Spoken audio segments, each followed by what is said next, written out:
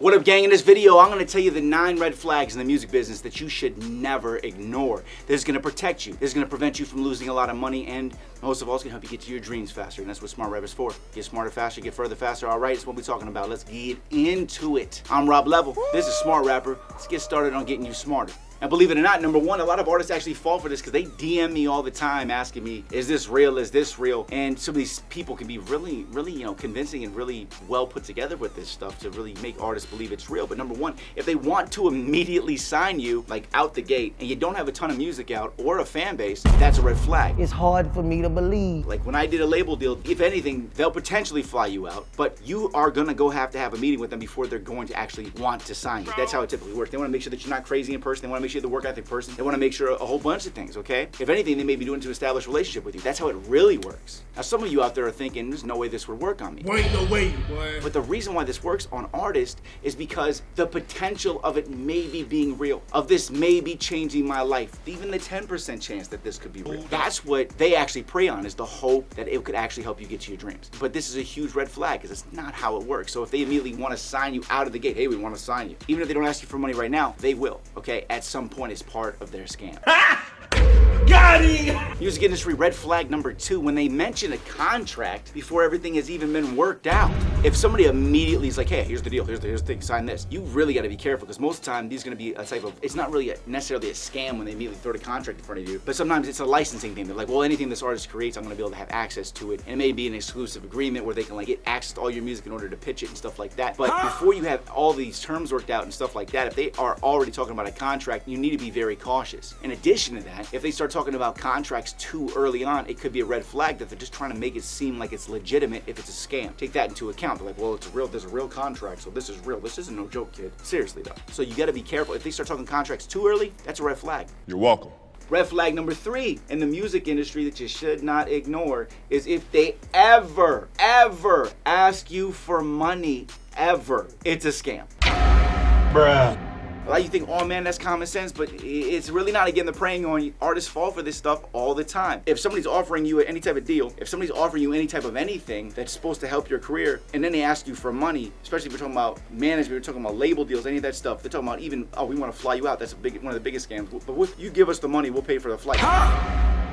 It don't make any damn sense, okay? But this video isn't about scams, it's about additional things that you really need to be cautious of, okay? So there's another thing too, whenever you're talking to anybody about anything music related, is if they reach out to you, chances are you pretty much might as well be waiting for them to ask you for money, whether it's for music promo, which 99% of the time is fake as hell, you know, all kinds of things. If they ask you for money or put a price on it, it's a red flag, point blank, period, okay? Music industry red flag number 4, when you like the main person, right, the person that you're talking to, but all the people around them, the team around them, everybody else, like, doesn't actually seem to be like that person.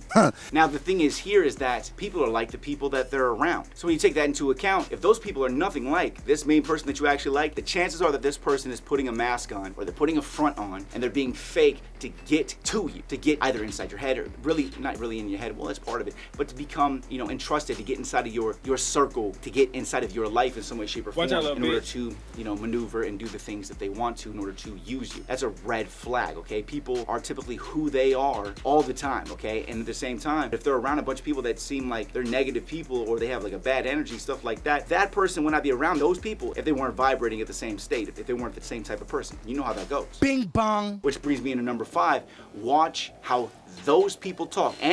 Watch how anybody in the music industry talks. We're talking about other artists, talking about producers. Watch how they talk about other people, all right? And how they treat you. Because a red flag is if they're talking about other people, when you leave, they're gonna be talking about you, okay? And that's a red flag, because when you're in the studio with producers, you're in the studio with other artists, they're seeing your work, they're also gonna be like, yeah, I hung out with him and then, or her, and da-da-da-da, they're gonna spread, they can say things like, so you gotta really watch who you're around. You wanna be around people who are gonna be honest people who are not gonna be talking negative about other people. That actually kind of is a rule for life in general. If people are being negative or talking about other people, I don't like being around those people, because as soon as you leave their presence, or if you become an enemy of that person, or you piss them off, now they're talking about you. I don't want those people knowing my secrets. Nobody. I don't want those people knowing about my music. Nobody. I don't want those people knowing about my plans, okay? So watch how they talk about other people. Everybody in life, but especially in the music industry, because it's even more crazy, okay? Really quick, if you can hit that subscribe button for me, I really appreciate it. Growing this channel allows me to help more artists like you and me so that we can keep getting further faster together. That's it, let's get back to the video. Music industry red flag number 6, when a person that you want to work with seems lazy. When they seem lazy, that's a red flag. It's like, they kind of seem lazy. Because here's the thing, if they don't put 100% into their own craft, they're not going to be able to give you 100%. I'm gonna prove it to you. They're never going to be able to put 100% into anything that they're going to do for you because they're a lazy person. If they only put 100% into their own they ain't going to put it into yours. Think about that. On top of that, if you had to work with people who seem lazy, like they never put 100% into stuff, that means they also never put 100% into learning their skill sets and getting good at what they do. Okay, so you need to make sure that whoever you're going to work with, try to kind of look at how their work ethic is. How much music have they released, right? Look at producers. How many beats have they put out? All kinds of different things. You could tell just from the track record of the person. So red flags are, if they seem lazy, they probably are, and you don't really want to mess with that person. You don't want to be wasting time with that person because they're going to waste your time, and your time is all you have, my friend. Trust me. Okay. Music industry red flag number 7. If they talk about drama too much and they gossip. This kind of goes back to the one where they talk about people. Man, I'll tell you right now, if a girl comes, if I even meet a girl and there's just drama at all, like within the first 3 weeks to a month, there's drama or something, or she's complaining about something, I cut her off immediately. Damn, and this goes son. with anybody, because if they're drama, they're gonna bring you into the drama, okay? And it's gonna eat your energy and time. And then in addition to it, which goes back to the other one, which is they gossip. You don't want to be part of that. Never. Somebody who's in drama so much, they are only in it because they enjoy the feeling of feeling like a victim. You don't want to be around those people because you're a champion, you're a winner. You want to stay in that vibrational state like I'm the shit, not feeling like a piece of shit, which is what people who gossip and do have drama is. I cannot stand drama. Cut those people out of your life, okay? I don't care if they're family or not, right? Number 8, if they seem to have any type of addictions to alcohol or drugs, you already damn well know this is a red flag. They're gonna pull you in and you're gonna be like every rock star in the damn 80s, 90s.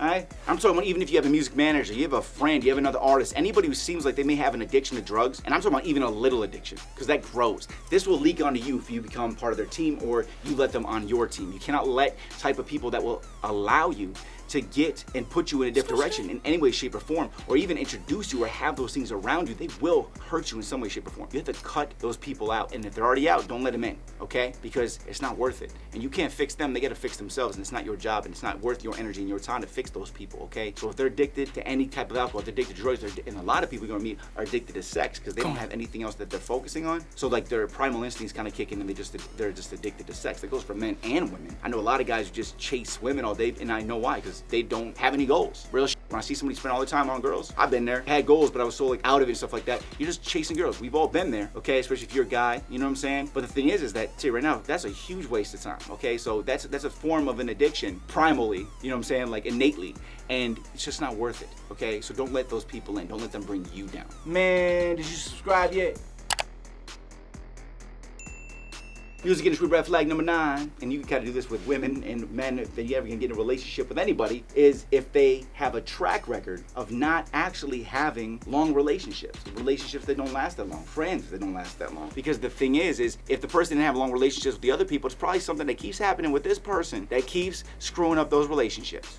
That's exactly. So you could ask questions and probe for these questions, and it won't even really seem invasive. Like, hey man, how long were you with your last manager? How long did you have your last artist, right? And they're like, oh yeah, a year, 2 years. It means that they probably weren't doing a good job. You get me? So these are things that you want to make sure that you're asking artists, you're asking producers, you're asking future relationships with really anybody, but especially, I'd say, especially managers, especially lawyers, labels, A&Rs, all of these things. You can ask them these things, and they're not going to really see it as an invasive question. They're just not, because it seems like a normal thing. Oh yeah, hey, yeah, how long did you oh yeah, and how long, blah, blah, blah. You know, it just seems like a normal question. It just seems like something you want to know. You know what I'm saying? Like, think about it. You go on a date with a girl or a guy, and they usually ask, how long was your longest relationship? And it doesn't really seem that invasive, right? But when it's talking about business, it's even less invasive, okay? So those are the 9 things. If you haven't already, you need to check out the Music Industry Shortcut, because I'll help you avoid all these red flags and learn everything so you never have to have any of these red flags happen to you. I'm Rob Level, a music artist just like you, so I know this stuff. Now, hit that subscribe button for me, hit that like button, check out my music, add it to a playlist, you know what I'm saying? I gotta do that promo just like you. You're like, man, what's this guy doing? I'm doing the same thing you do, because I am you, okay? Keep hustling, and I'll see you at the top. It is hot as f***